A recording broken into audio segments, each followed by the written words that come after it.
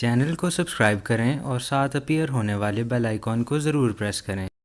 बिस्मिल्लाहिर्रहमानिर्रहीम। अस्सलाम वालेकुम वरहमतुल्लाहि वबरकातुहू। मैं हूं आपका family physician doctor Mohammad Asif Yunus. आज हम डिस्कस करेंगे आई के मतलब यानी अपनी आँख के मतलब यानी आँख का स्ट्रक्चर किस तरह का होता है और नज़र कमज़ोर होने की कौन कौन सी वजूहात होती हैं, उनका इलाज या उनकी करेक्शन किस तरह से की जा सकती है।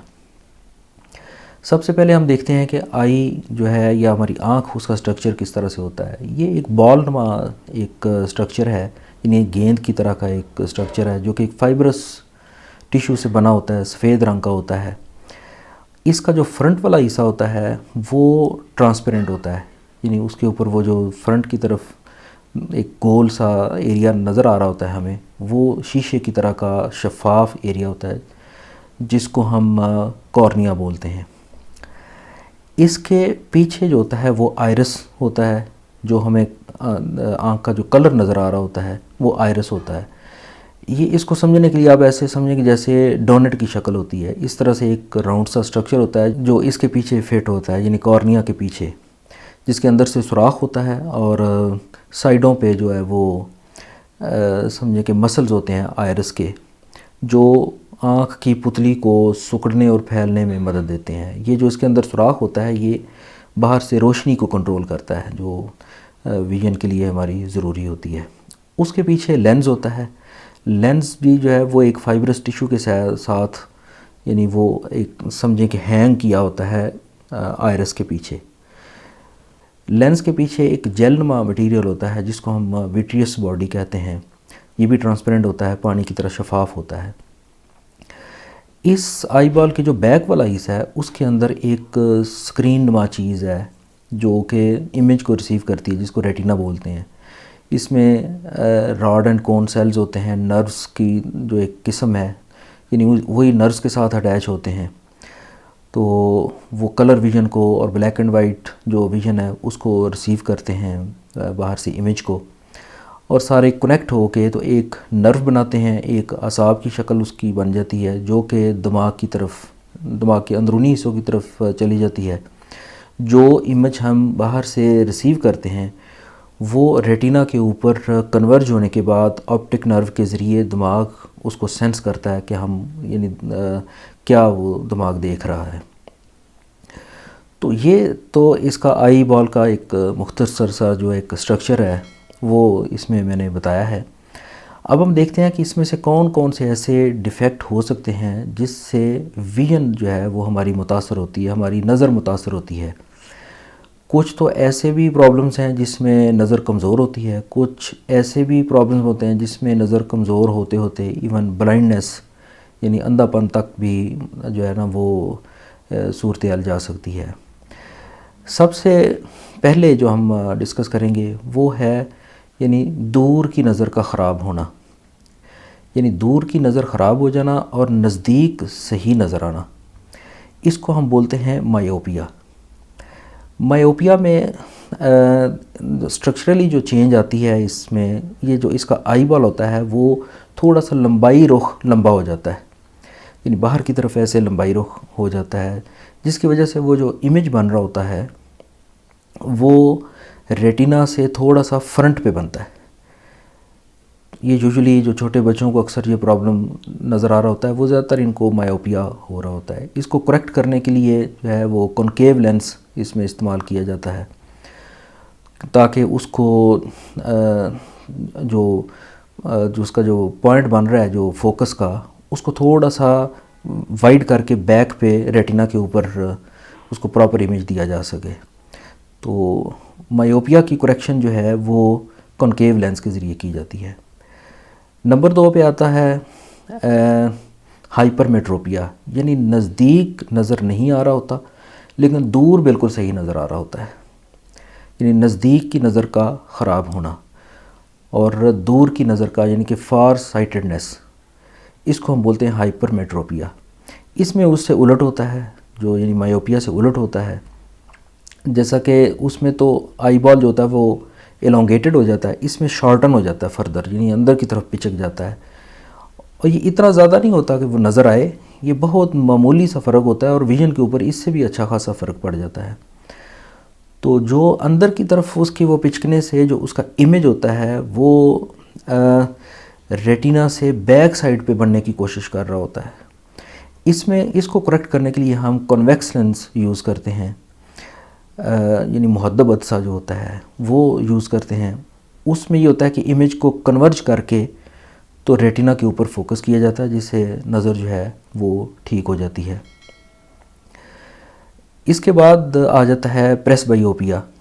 ये एक एज रिलेटेड प्रॉब्लम है। ये लेंस का प्रॉब्लम होता है बेसिकली, कि जो हमारे आई बॉल के अंदर लेंस होता है वो थोड़ा सा सख्त हो जाता है, यानी हार्ड हो जाता है, वो उस तरह से रिएक्ट नहीं कर पाता। तो हम चीज़ को ज़्यादा नज़दीक करके पढ़ने की कोशिश करें तो वो ब्लर हो जाती है, यानी वो धुंधली हो जाती है या नज़र नहीं आती। तो अक्सर ये देखा गया है कि थोड़ी सी एज के जो लोग होते हैं वो चीज़ को थोड़ा सा फासले पे रख के, थोड़ा दूर रख के ऐसे पढ़ने की कोशिश कर रहे होते हैं, क्योंकि उनका लेंस इस कंडीशन में नहीं होता कि वो नज़दीक करने से उसको कन्वर्ज करके तो रेटिना के ऊपर फोकस कर सके। तो ये एज रिलेटेड एक प्रॉब्लम हो गया। ये भी एक विजन का है। इसकी करेक्शन भी जो है वो ग्लासेस के ज़रिए की जाती है। ज़्यादातर इसमें जो है वो कन्वेक्स लेंस यूज़ किया जाता है। लेंस से मुतल्लिका ही और जो है, यानी जो हमारा अदसा है उससे मुतल्लिका विजन के जो प्रॉब्लम्स और हैं उसमें कैटरेक्ट आ जाता है, यानी मोतिया। इसको ख़ास तौर पर सफ़ेद मोतिया हम कहते हैं। इसमें ये होता है कि जो लेंस नेचुरली तो बिल्कुल शफ़ाफ़ होता है, जैसे पानी की तरह शफ़ाफ़ होता है, इसमें से लाइट आसानी से पास करती है, लेकिन with the passage of time इसके अंदर जो है वो डीनेचरेशन शुरू हो जाती है, यानी ये डीनेचर होना शुरू हो जाता है। इसकी प्रोटीन्स जो होती हैं वो ओपैक होना शुरू हो जाती हैं या दूधिया होना शुरू हो जाती हैं। ये कुदरती प्रोसेस है। तो कुछ अद्वियात भी ऐसी होती हैं जिनके साइड इफ़ेक्ट के तौर पे भी ये हो सकता है, लेकिन यूजुअली ये एज रिलेटेड होता है। इससे ये होता है कि जो लेंस है उसमें से लाइट प्रॉपरली पास ही नहीं कर सकती, लिहाजा विज़न जो है वो कमज़ोर हो जाती है।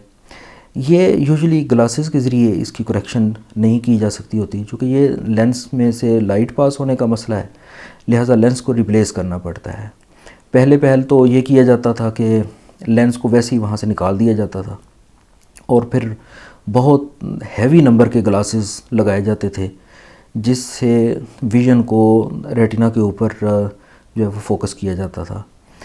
लेकिन अभी आजकल मुख्तलिफ़ किस्म की सर्जरीज़ हैं, लेंस अच्छे अवेलेबल हैं कि आप जब वो जो नेचुरल लेंस है जो कि हेज़ी हो चुका है, जिसने मोतिया का मर्ज़ पैदा कर दिया है, उसको वहाँ से निकाल दिया जाता है और उसकी जगह पे आर्टिफिशियल लेंस जो कि किसी मटेरियल के बने होते हैं, आर्टिफिशियल मटेरियल के, वो वहाँ पे इंजेक्ट कर दिया जाता है, वहाँ पे डाल दिया जाता है।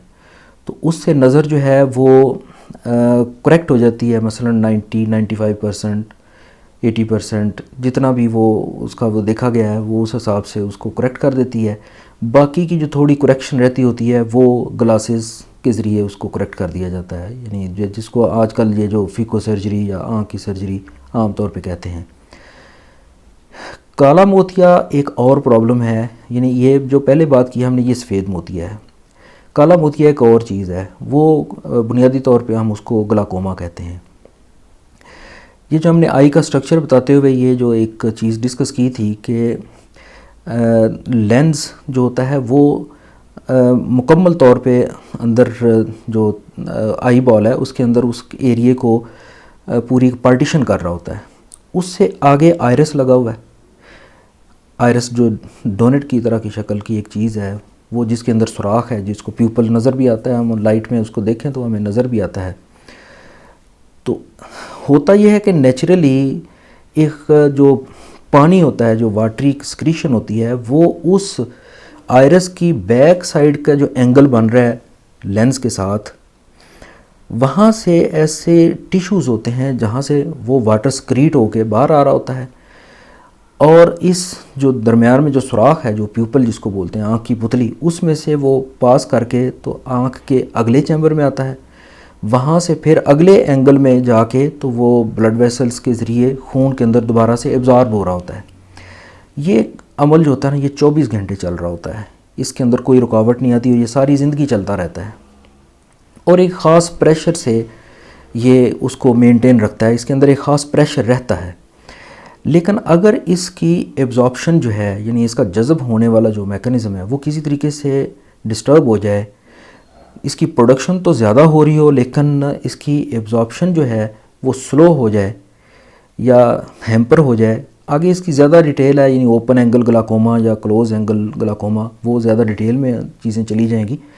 लेकिन किसी भी वजह से अगर ये वाटर की स्क्रीशन जो है ये प्रेशर ज़्यादा जनरेट करना शुरू कर दे, तो उसकी वजह से आँख के अंदर प्रेशर बढ़ जाता है और पीछे ऑप्टिक जो डिस्क है, ऑप्टिक नर्व, उसको मुतासर करता है, पीछे के जो रेटिना के स्ट्रक्चर हैं उसको मुतासर करता है, जिसकी वजह से विजन जो होती है वो पहले आहिस्ता आहिस्ता से कम होती है और आहिस्ता आहिस्ता से ऐसा भी हो सकता है कि अंधापन का शिकार हो जाए इंसान। तो इस चीज़ को हम काला मोतिया, चूँकि इसके अंदर वो वाइट एरिया नज़र नहीं आ रहा होता, लेकिन नज़र उसी तरह से ख़राब हो रही होती है जैसे इसमें सफ़ेद मोतिया में हो रही होती है, इसलिए इसको काला मोतिया कह देते हैं। इसके अलावा जो नज़र कमज़ोर होने की और जो है वो चीज़ वो हो सकती है हमारा जो कॉर्निया है, यानी ये जो शीशा नुमा चीज़ सामने हमें ब्लैक नज़र आ रही है, ये अगर किसी तरीके से अगर इसकी इन्फ्लेमेशन हो जाए, मसलन मुख्तलिफ़ किस्म के जो आँख ख़राब होती है जैसे जिसको हम कंजंक्टिवाइटिस बोलते हैं, यूजुअली ये वायरल कंजंक्टिवाइटिस ख़ास तौर पे एक एडिनो वायरस होता है, उसकी वजह से अगर कंजंक्टिवाइटिस हो तो उसमें ख़तरा होता है कि ये कॉर्निया में हेजीनेस आ जाए। तो वो हेजीनेस की वजह से विजन जो होती है ना वो डिस्टर्ब हो जाती है। तो या दूसरी सूरत होती है मसलन जैसे ये जो हर्पीस कंजंक्टिवाइटिस है, इसमें भी कॉर्निया के ऊपर अल्सर्स बनते हैं, बाद में स्कारिंग हो सकती है। उन स्कारिंग की वजह से या उस इन्फ्लेमेशन की वजह से जो विजन है वो डिस्टर्ब होती है, वो अद्वियात के ज़रिए ठीक हो जाती है, लेकिन इस पे थोड़ा सा टाइम लगता है। ख़ास तौर पर ये जो एडिनो वायरस के ज़रिए जो हेजीनेस आती है उसके ऊपर कई कई महीने और कभी कभी साल 1.5 साल तक भी लग जाता है कि वो विजन जो होती है ना वो वापस उस तरह से प्रॉपर तरीके से आए। तो ये जो है कॉर्निया के ज़रिए ये एक नज़र ख़राब होने का एक इशू आ जाता है। इसके बाद हम आते हैं रेटिना की तरफ, जो पर्दा स्क्रीन है जिसके ऊपर इमेज बनता है, उसकी वजह से कौन कौन सी वजूहात हैं कि नज़र कमज़ोर हो सकती है। उसमें चूँकि मुख्तलिफ़ किस्म की ब्लड वेसल्स होती हैं और नर्व्स होती हैं, उसका एक मजमूआ, उसका एक जाल बिछा होता है। तो कुछ ऐसी सिस्टेमिक कंडीशंस हैं, जनरल कंडीशंस हैं, मिसाल के तौर पर डायबिटीज़ मेलाइटिस और हाइपरटेंशन है फॉर एग्ज़ाम्पल, यानी शुगर का मर्ज़ और ब्लड प्रेशर का। इसमें ऐसा होता है कि वो जो ब्लड वेसल्स हैं उसकी जो खून की नालियां हैं या वो ज़्यादा बढ़ना शुरू हो जाती हैं, प्रोलिफरेट करना शुरू हो जाती हैं, या उनके अंदर इतनी नर्विंग आ जाती है कि इर्द गिर्द फ्लूइड ऊज़ करके और रतूबतें ज़्यादा हो के उसके अंदर, यानी ओवरऑल एक ऐसी सूरत हाल पैदा होती है कि रेटिना के अंदर एक कंजेशन बन जाती है, जिसकी वजह से वो प्रॉपर इमेज को रिसीव ही नहीं कर पाता और नज़र जो होती है ना वो कमज़ोर होना शुरू हो जाती है। रेटिना का एक और प्रॉब्लम भी हो सकता है, उसको हम रेटिनल डिटैचमेंट कहते हैं। यानी रेटिना जो है वो एक स्क्रीन नुमा चीज़ है जो इस आई बॉल जो हमने वाइट कलर का डिस्कस किया है स्टार्ट में, उसके अंदर चिपका होता है, अंदर जैसे पेस्ट किया होता है। कुछ ऐसी डिजीज़ेज़ भी हो सकती हैं या एज रिलेटेड भी ऐसी चीज़ें हो सकती हैं जिसकी वजह से वो रेटिना है वो डिटैच होके यानी उखड़ जाए, अपनी प्लेस से उखड़ जाए। अगर वो उखड़ जाएगा तो वो पार्शल विजन लॉस हो सकता है, किसी एक तरफ को हो सकता है ऐसे। तो एक ये भी विजन लॉस है। इसका इलाज जो है वो डेफिनेटली उसको दोबारा से कुछ ऐसी एंटीऑक्सीडेंट्स भी दी जाती हैं, चूँकि ये डिटैच तब होता है जब इसके पीछे कोई इन्फ्लेमेटरी फ्लूइड आता है, तो उसमें यूजुअली मेडिसिन के ज़रिए इसको करेक्ट करने की कोशिश की जाती है। कुछ ऐसी हाई जो होती हैं एंटीऑक्सीडेंट्स, हाई क्वालिटी एंटीऑक्सीडेंट्स दिए जाते हैं इसमें, ताकि वो फ्लूइड वहाँ से दोबारा से एब्जॉर्ब हो जाए और रेटिना अपनी पोजीशन पे चला जाए। अगर ऐसा ना हो तो फिर सर्जिकली उसको करेक्ट किया जाता है, उसको यानी अपनी पोजीशन पे लाया जाता है। रेटिना की और कंडीशंस भी होती हैं, जैसा कि जेनेटिक कंडीशन कोई हो सकती है जिसमें रेटिनाइटिस पिगमेंटोजा है। इसमें gradually rods and cone cells जो होते हैं वो लॉस हो रहे होते हैं, यानी वो आहिस्ता आहिस्ता डिस्ट्रॉय हो रहे होते हैं और एक डार्क कलर का पिगमेंट इसमें जमा हो रहा होता है। इसमें यूजुअली पहले नाइट ब्लाइंडनेस शुरू होती है, यानी रात को दिखाई देना ख़त्म हो जाता है। फिर आहिस्ता आहिस्ता से टनल विजन बन जाती है, यानी कि साइडों से बिल्कुल नज़र नहीं आता और सेंटर में से नज़र आ रहा होता है। फिर आहिस्ता आहिस्ता से खुदा न खास्ता अगर ये बहुत ज़्यादा मर्ज़ बढ़ जाए तो फिर with the passage of time वो ब्लाइंडनेस यानी तकरीबन ना नज़र आना, इस तरह की सूरत हाल हो जाती है। तो ये रेटिनाइटिस पिगमेंटोसा ये भी एक रेटिना की जो है कंडीशन हो सकती है। रेटिना के ऊपर ही एक दो पॉइंट ऐसे होते हैं जिसको हम मैकुला डेंसा बोलते हैं। तो मैकुला डेंसा दरअसल एक ऐसे पॉइंट होता है इसके ऊपर जो हमारे लेंस के जो फोकस बनाने का जो एग्जैक्ट बैक पे पॉइंट होता है। चूँकि ऑप्टिक नर्व जो होती है वो मीडियली अंदर की तरफ थोड़ी सी होती है, जबकि ये जो मैकुला डेंसा है ये बिल्कुल उसकी पोजीशन पे होता है जहाँ पे इमेज बिल्कुल फोकस करता है। इसके फर्दर अंदर भी एक पॉइंट होता है जिसको हम फोविया सेंट्रलिस बोलते हैं। लेकिन जो हम चीज़ डिस्कस करना चाहते हैं, जो हमारी विजन लॉस के हिसाब से जो एक चीज़ इम्पॉर्टेंट है वो है मैकुला डेंसा। चूँकि इसकी डीजनरेशन होती है, यानी ये इसको हम बोलते हैं मैकुलर डीजनरेशन। ये एज रिलेटेड प्रॉब्लम है। तो आहिस्ता आहिस्ता से यानी ये जो पॉइंट है अगर डीजनरेट करना शुरू हो जाए तो उसमें ये होता है कि आपको मुख्तलिफ स्पॉट्स नज़र आ सकते हैं, लाइनें नज़र आ सकती हैं, आहिस्ता से ब्लर विजन होती है या विजन लॉस होता है या पार्शियल विजन लॉस होता है। तो इसकी करेक्शन भी इसी तरह से कुछ एंटीऑक्सीडेंट्स और इस तरह की डीजनरेटिव चेंजेस को रिवर्ट करने वाली चीज़ों के ज़रिए की जा सकती है। इसके अलावा जो चीज़ है वो हमारी ऑप्टिक नर्व से रिलेटेड भी एक चीज़, एक कंडीशन है जो कि कदरे हम कह सकते हैं रेयर भी है, वो ऑप्टिक न्यूराइटिस है। ये एक ऐसी चीज़ है, हमारी जो ऑप्टिक नर्व होती है वो इस काम के लिए होती है कि आँख से जो इमेज उसने रिसीव करना है वो हमारे ब्रेन के अंदरूनी हिस्सों तक पहुँचाए और वहाँ से ब्रेन उसको असेस करके इमेज को सेंस करता है कि ये क्या चीज़ देखी जा रही है। तो ऑप्टिक नर्व के अगर कोई ऐसी उसके ऊपर डिज़ीज़ आ जाए, ऐसी उसके अंदर इन्फ्लेमेशन हो जाए या सोजश का अमल हो जाए तो उससे वो जो है वो नहीं, उसके अंदर इमेज नहीं ट्रैवल कर सकता, यानी कि नर्व की कंडक्शन जो होती है ना वो मुतासर होती है। इसको हम ऑप्टिक न्यूराइटिस बोलते हैं। ये कई दफ़ा सेल्फ लिमिटिंग भी होती है और 100% इसमें विजन जो है वो वापस आ जाती है, लेकिन थोड़ा सा इसमें टाइम लग सकता होता है। इसके अलावा जो एक चीज़ जो डिस्कस करने वाली है वो है न्यूट्रिशनल डेफिशिएंसीज़। मिसाल के तौर पे विटामिन B12 है या विटामिन A है, ये इनका प्रॉपर लेवल ये होना बड़ा ज़रूरी है ताकि वो जो नर्व की कंडक्शन है, जो नर्व जो आसाब हैं वो इमेज को अच्छे तरीके से ब्रेन के अंदर पहुंचा सकें।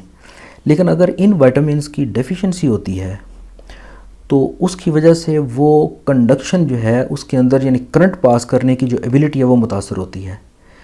लिहाजा हम जो है वो ब्लाइंडनेस तो नहीं, यानी विज़न जो हमारी ख़राब होती है, नज़र कमज़ोर होना शुरू हो जाती है। तो इसका जो इलाज है वो डेफिनेटली इन न्यूट्रिशनल डेफिशिएंसीज़ को करेक्ट करना होता है। हम जो अक्सर नुक्साजात जो सुनते हैं मुख्तलिफ़ वीडियोस के अंदर भी या मुख्तलिफ़ और बुक्स में पढ़ते हैं, उनका ताल्लुक़ दरअसल इस न्यूट्रिशनल डेफिशिएंसी के साथ होता है। तो अगर ये वाली कंडीशन है तो वो उनसे करेक्ट हो जाएगी, वरना जितनी हमने ये डिस्कस की हैं चीज़ें उनके अलग अलग करेक्शन के मेथड्स हैं, तो उन्हीं को ही अडॉप्ट किया जाए तब ही हम उसको जो है वो हम करेक्ट कर सकते हैं। आजकल के हिसाब से अगर हम देखें तो ये एक चीज़ जो ज़्यादा देखने में आई है, मसलन हम आई साइट को अच्छे तरीके से यूज़ नहीं कर रहे होते, लाइट या जो मोबाइल यूज़ करना या कंप्यूटर यूज़ करना, इसको कंटिन्यूस हम जब करते हैं तो डेफिनेटली हमारे जो आई है वो नॉर्मल जो सिग्नल्स हैं या नॉर्मल उनसे हाई सिग्नल रिसीव कर रही होती है। तो ये भी एक ऐसी सूरत होती है जिसकी वजह से आई साइट के ऊपर फ़र्क पड़ सकता है। आल्दो इसके मुख्तलिफ इसके स्कूल ऑफ थाट्स हैं, कुछ जगहों पे ऐसा भी कहा जाता है कि नहीं इसका कोई इतना फ़र्क नहीं पड़ता, लेकिन प्रैक्टिकली ये देखा गया है कि ऐसा होता है। जो लोग बहुत ज़्यादा जो स्क्रीन है मोबाइल की या लैपटॉप कंप्यूटर की जो स्क्रीन है उसको बहुत ज़्यादा उसकी ब्राइटनेस करके देखते हैं तो उनकी विज़न के ऊपर जो है वो आहिस्ता आहिस्ता से फ़र्क पड़ता है। उम्मीद है कि आपको ये वीडियो पसंद आई होगी। मेरे चैनल को सब्सक्राइब करें और साथ अपीयर होने वाले बेल आइकॉन को ज़रूर प्रेस करें ताकि आपको हर नई आने वाली वीडियो का नोटिफिकेशन मिल सके। चैनल को लाइक करें, शेयर करें। इजाज़त दीजिए। अल्लाह हाफ़िज़।